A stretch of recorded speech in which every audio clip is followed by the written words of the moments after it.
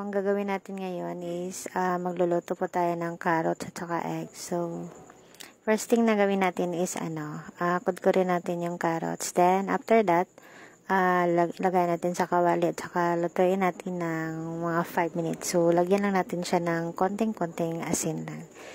And then, pagkatapos nyan, gawa tayo ng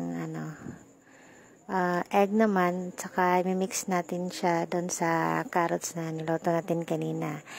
Then, lagyan lang natin siya ng black pepper at saka konting salt.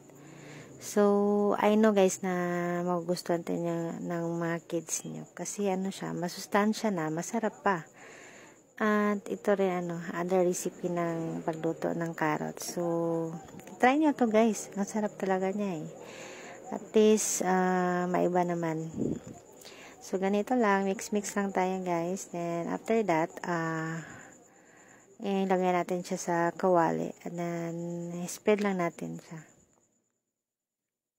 So, ganito siya ka-simple gawin. Masustansya na, masarap pa.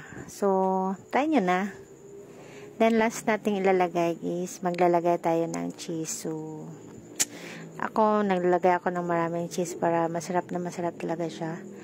So, ganito lang siya kadali gawin. So, try nyo na. Let's eat.